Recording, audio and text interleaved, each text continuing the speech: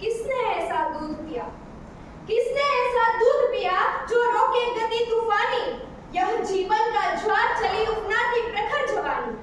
युवक हार जाते हैं लेकिन यौवन कभी नहीं हारा, एक निमिष की बात नहीं है जीव संघर्ष हमारा। नमस्कार, वीर कुक्षी मां भारतीની આત્મજા ઈશા શુક્લના આપ સર્વેને જય ભારત। આજે હું નૂતન ભારતના ભાગ્ય વિધાતા એવા યુવા વર્ગને સંબોધીને ચારિત્ર્ય નિર્માણથી રાષ્ટ્ર નિર્માણ અંગેનું મારું ચિંતન અભિવ્યક્ત કરીશ। આ એ જ પવિત્ર ભૂમિ છે કે જ્યાં જ્ઞાન બીજા કોઈ પણ દેશમાં પ્રયાણ કરતા પહેલા સ્થિર નિવાસ કરીને રહ્યું। એ ભૂમિ કે જેને શ્રેષ્ઠ ચરિત્રના હજારો મહાપુરુષો તથા મહાનારીઓની પવિત્ર ચરણ રજનો સ્પર્શ થયો છે। અને આજે એ જ ભારત વર્ષ આટલા બલિદાનો છતાં પણ ચારિત્ર્યહીનતાની ગર્તામાં ધકેલાઈ રહ્યું છે।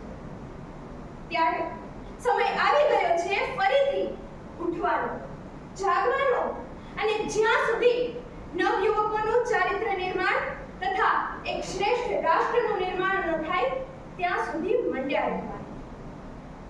વિદેશેષુ ધનમ વિદ્યા વ્યસનેષુ ધનમ મતિઃ પરલોકે ધનમ ધર્મઃ शीलम सर्वत्र वैधव्यम। चारित्र्य अर्थात प्रकृति, स्वभाव, मानसिकता के जे अपना मूल्यों तथा धारणाओं पर आधारित होय छे। सर्व गुणोनो समन्वय के जे आपने आ अनंत ब्रह्मांडમાં અદ્વિતીય એટલે કે અજોડ બનાવે છે। ચારિત્ર્ય એટલે આપણામાં રહેલું એ તત્વ કે જે આપણને મુનિ દધીજીના દેહ ત્યાગ, ભામાશાહના ધન ત્યાગ, શંકરાચાર્યજીના ગૃહ ત્યાગ અને વીર ભગતસિંહના જીવન ત્યાગની પ્રેરણા પ્રદાન કરે।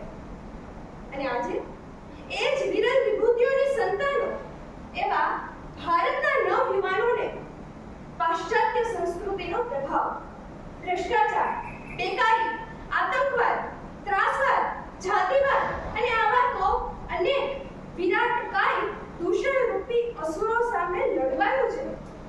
ત્યારે હું તમને પૂછવા માંગુ છું, સહલી સારી વેદના પર કર્તવ્ય સર્વોપरि रखा, त्याग, शील, संकल्प को जिस तरह जीवित रखा, क्या तुम भी ऐसी प्रेरणा पीढ़ियों के बन सकोगे?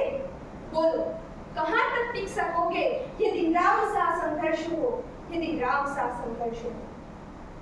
અને માટે જ વર્તમાનમાં સોશિયલ મીડિયા, રીલ્સ, વ્યસનો, અશ્લીલ વેબ સિરીઝ અને ફેશનમાં જ વ્યસ્ત અને મસ્ત એવા ભારતના નવયુવાનોને તેની નકારાત્મક અસરોથી બચાવવા અને ચારિત્ર્યવાન બનાવવા માટે ફરીથી તેમનામાં ત્યાગ, શીલ, સંકલ્પ, ધૈર્ય અને નૈતિકતા જેવા ગુણો ભણાવવા જોશે। અને જેથી તેમને જૂની યશ પાપા નહીં પરંતુ બાળપણથી જ ભારત માँ की संताने हम शीश झुकाना क्या जाने ના સંસ્કાર આપવા જોઈશે કે જેથી જીન્સ, ટી-શર્ટ અને મોબાઈલ નહીં પરંતુ તિલક, ધોતી અને હાથમાં ગ્રંથો એમના શ્રેષ્ઠ ચારિત્ર્યની ઓળખ બને। સ્વામી વિવેકાનંદજીએ તિલક અને પાઘડીની મશ્કરી કરતા કેટલાક વિદેશીઓને કહ્યું હતું કે in your country tailor makes a gentleman, but I belong from the country where character makes a gentleman। અને એક સ્વામીજીને વિદેશ ભ્રમણ દરમિયાન એક વિદેશી લેડીએ જ્યારે પૂછ્યું હતું કે શું તમે મારી સાથે લગ્ન કરશો? મારે તમારા જેવો જ તેજસ્વી અને બુદ્ધિશાળી પુત્ર પ્રાપ્ત કરવો છે। ત્યારે તેમણે કહ્યું હતું કે આપ મેં જ મારો પુત્ર માની લો ને, આજથી આપ મારી માતા। આ સાંભળી પેલી વિદેશી સ્ત્રી તેમના પગે પડી ગઈ। આવા જ શ્રેષ્ઠ ચરિત્રોમાંથી પ્રેરણા પ્રાપ્ત કરી ભારતના નવયુવાનોએ ફરીથી એક શ્રેષ્ઠ રાષ્ટ્રનું નિર્માણ કરવાનું છે।